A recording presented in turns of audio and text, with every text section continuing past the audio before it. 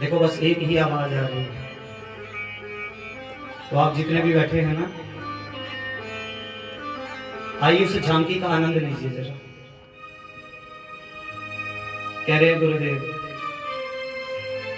कि चारों तरफ इंद्रप्रस्थवासी खड़े हैं और चारों तरफ से बस एक ही आवाज आ रही है। क्या आवाज आ रही है? बोलिए द्वारिकाधीश की।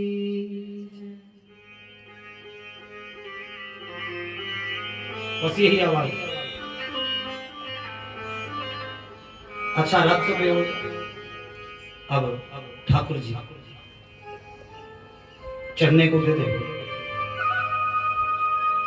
सारे इंद्रप्रस्थवासी उस झांकी का आनंद ले रहे हैं। अच्छा वर्णन किया है शब्दों में, आनंद लेना है झांकी का। बोलो जय श्री कृष्ण। रथ खड़ा है। अब तैयार हुए हमारे ठाकुर जी। भगवान जी ने अपना बायां पांव उठाया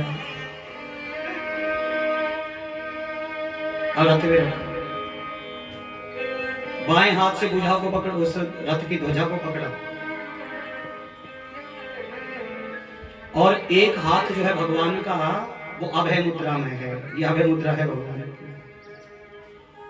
एक बाएं हाथ से रथ की ध्वजा पकड़ी, एक पांव रथ पे है, एक पांव धरती पे है।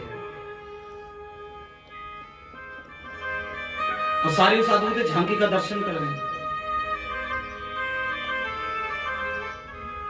अब चढ़ने के लिए तैयार थे। चारों तरफ भीड़ थी। इतने में अचानक एक अबला उस भीड़ को चीरती, चीख पुकार करती, रोती बिलखती आई दौड़ी और ठाकुर जी के चरणों में गिर गई। बोली राधा कृष्ण भगवान की। सीधी आके चरणों में गिर गई और जैसे चरणों में गिरी, अब क्या कहने लगी? पाहि पाहि महायोगिन।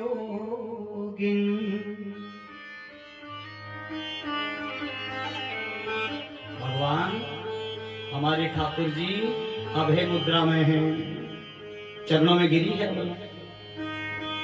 और चरणों में गिर के सीधा कहने लगी पाहि पाहि महायोगिन।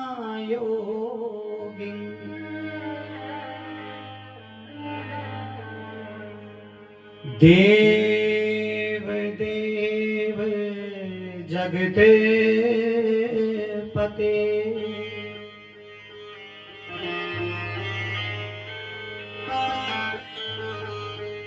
नान्यं तव भयं पश्ये।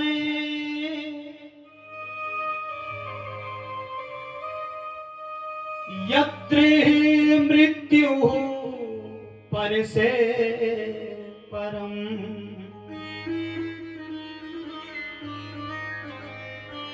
बोले राधा कृष्ण भगवान की। चरणों में गिरी, पाहि मां, पाहि मां। हे गोविंद मेरी रक्षा कर। कन्हैया ने जब देखा उस अबला पर जैसे दृष्टि डाली तो क्या देखा? श्वेत जिसके वस्त्र हैं, श्वेत वस्त्र, तो वो कौन है? अरे ये तो उत्तरा है, अभिमन्यु की पत्नी। कन्हैया ने कहा बेटी क्या हुआ, क्यों रो रही हो? उसी समय उत्तरा ने अपनी उंगली उठाई, कहा कन्हैया वो देखो। तो क्या देखा, एक बहुत बड़ा विशाल कुंज जो सीधा उत्तरा की ओर आ रहा है। कहा कन्हैया ये मुझे छोड़ेगा नहीं, मुझे मार दे, इसलिए मैं आपकी शरण में हूं, ये मुझे नष्ट कर दे। लेकिन गोविंद मुझे अपनी मृत्यु का भय नहीं है, मुझे अपनी मौत का डर नहीं है। अगर मुझे डर है तो डर है ये जो कोख में बच्चा पल रहा है। उत्तरा गर्भवती थी और ये पांडवों का ये वंशज बचा है। तो हे गोविंद, अगर ये नष्ट हो गया तो वंश भी नष्ट हो जाएगा, रक्षा करो कन्हैया। तब भगवान श्री कृष्ण योगेश्वर वो नारायण एक ही पल में सारी स्थिति को जान गए, समझ गए सारी घटना। अरे ये शक्ति पुंज, ये प्रकाश पुंज कोई और नहीं, ये प्रकाश पुंज तो अश्वत्थामा का छोड़ा हुआ ब्रह्मास्त्र है जो सीधा उत्तरा के गर्भ की ओर आ रहा है। भगवान कहते हैं बेटी तनिक भी चिंता मत करो। क्या कहा भगवान ने कि बेटी तनिक तुम चिंता मत करो, मैं तुम्हारी रक्षा करूंगा। अब देखिए यहां विचार करना, हमारे जो गोविंद हैं वो इस समय किस मुद्रा में थे? मैंने बताया आपको अभय मुद्रा। तो जब जहां भगवान अभय मुद्रा में हो वहां भय किसका है? अभी तो गोविंद अभय मुद्रा में थे, तो एक बाहर अभय मुद्रा में खड़े हैं और दूसरी ओर अपना सूक्ष्म रूप धर के आज उत्तरा के गर्भ में प्रवेश कर गए। बोलिए भक्तवत्सल भगवान की जय। पहुंचे उत्तरा के गर्भ में, शंख चक्र गदा पद्म लिए चतुर्भुज रूप में गोविंद आज उत्तरा के गर्भ में पहुंच गया। आया ब्रह्मास्त्र, उत्तरा के गर्भ को छोड़ा।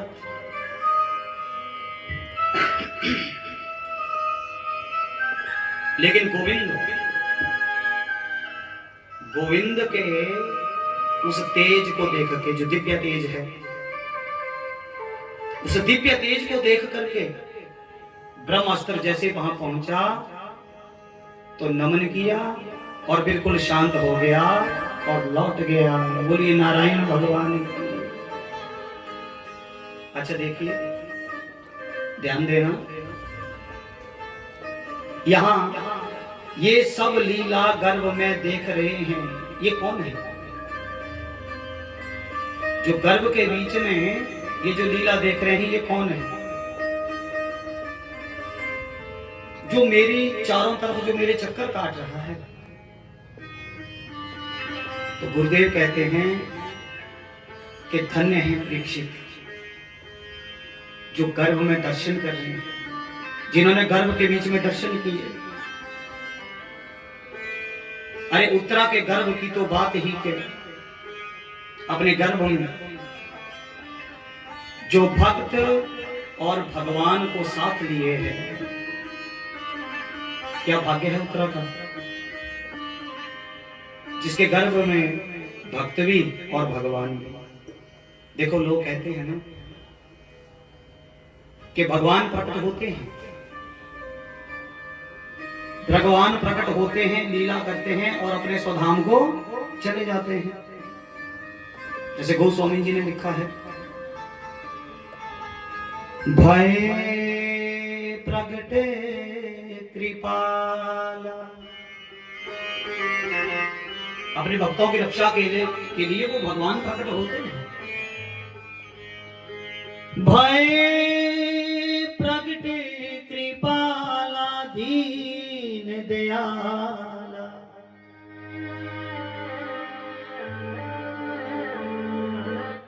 कौशल्या हितकारी। भगवान जो अपने भक्तों के लिए प्रकट होते हैं। कुछ लोग तो ये कहते हैं, कुछ लोगों का कहना है कि नहीं नहीं,